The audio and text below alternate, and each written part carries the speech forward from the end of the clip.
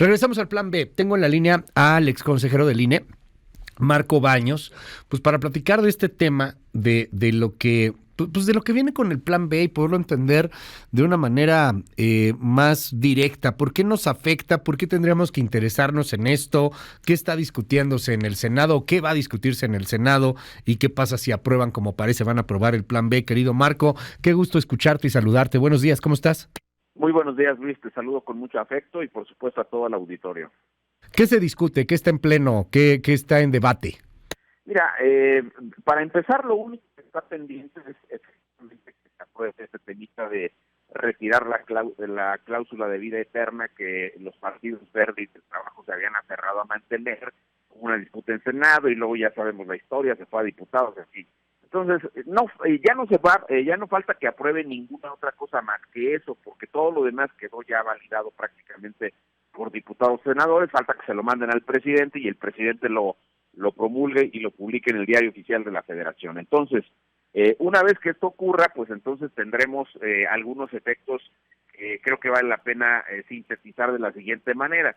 El plan B lo que está haciendo es que le corta los brazos al INE, le corta las piernas al INE porque cercena toda su estructura para el trabajo logístico del propio instituto. Desaparecen las juntas distritales, ahora crean una especie de oficinas que le llaman oficinas auxiliares con una sola persona, por cierto.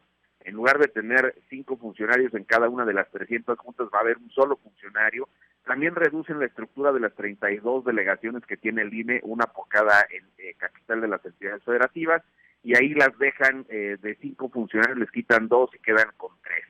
En suma, digamos, entre lo que recortan en la estructura de los distritos y de las capitales de los estados, más en el ámbito central, que son las direcciones ejecutivas del instituto, pues el INE está calculando que habría 6,000 personas fuera del instituto, es lo que han informado los consejeros electorales, y eso la verdad, Luis, sí es un recorte severo para el instituto. Pero luego después ya cuando te pones a revisar, aparte de la reducción a la estructura y lo que significará en términos presupuestales, pues tú ves cómo los servidores públicos, en este caso de una enorme mayoría de Morena debe tener arriba del 40% de los ayuntamientos, tiene 22 gubernaturas, tiene 21 congresos locales con mayoría morenista. Entonces, todos los servidores públicos van a poder hacer y deshacer como ocurrió con la famosa revocación del mandato, que recordarás que hubo incluso un ajuste a medio camino a la ley para que pudieran salir a defender al presidente y pudieran publicitar una especie de ratificación del mandato. Entonces, esos servidores públicos que en su mayoría son Morena, pues van a poder salir abiertamente a hacer campaña, porque retiraron sanciones, porque ahora expresamente tanto en la Ley General de Comunicación Social, que ya se publicó en diciembre pasado, y en la propia Ley General de Instituciones y Procedimientos Electorales, que es una de las del Plan B que está por aprobarse, pues evidentemente los servidores públicos podrán hacer y deshacer. Y luego hay un detalle que llama mucho la atención, porque los partidos políticos, Luis, también tendrán muchas ventajas con el Plan B, y aquí hablo de los partidos con independencia, que sean oposición o sean los oficialistas, todos. Por ejemplo, cuando termine el 2023, ya no van a regresar los excedentes del financiamiento público. Si les dieron, por ejemplo, 10 pesos y les sobraron 2 pesos al final del año, ya no se lo tienen que regresar al erario, se lo van a quedar. ¿Y para qué se lo van a quedar? Se lo van a quedar para pagar las multas de las sanciones que les imponga la autoridad electoral, así de sencillo. Es decir, una modificación absolutamente benéfica para los partidos.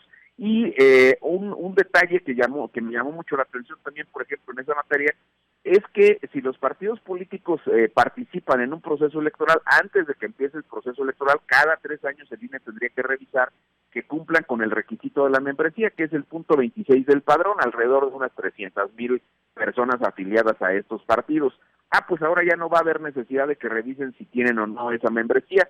Con el simple hecho de que vayan y participen en el proceso, será más que suficiente.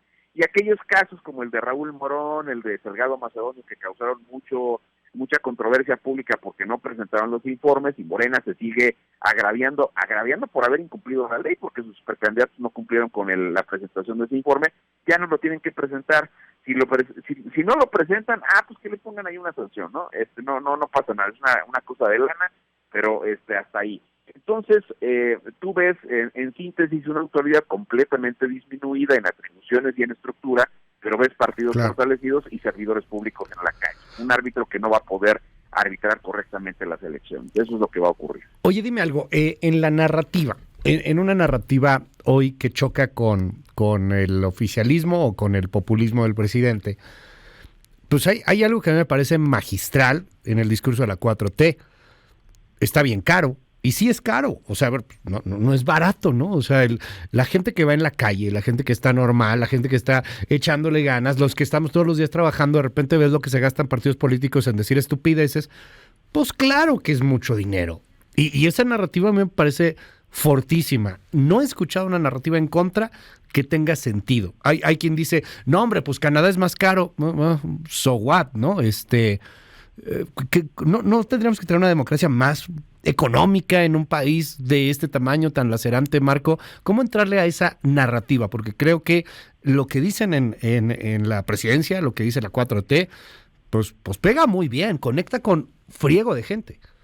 Sí, tienes toda la razón, y yo creo que aquí lo que tendremos que decir es que desde que empezó la discusión con el tema del costo que tiene el Instituto Nacional Electoral, en general las elecciones, pues creo que esto que arrancó con una iniciativa de Gutiérrez Luna, recordarás, en el 2019, pues fue un tema donde creo que el propio Instituto Nacional Electoral debió señalar que sí hay posibilidades de hacer ajustes a los costos de las elecciones, pero vayamos segmentando, digamos, del universo total de recursos que se pagan para las elecciones, por lo menos la tercera parte va al financiamiento de los partidos políticos. Ese es un primer punto, y creo que los partidos políticos ahí en esa materia nunca dicen nada, siempre blindan el esquema de su presupuesto y siempre salen avante con los 6,000, 7,000, 8,000 millones de pesos según lo que corresponda que ellos tienen para poder cumplir con sus actividades.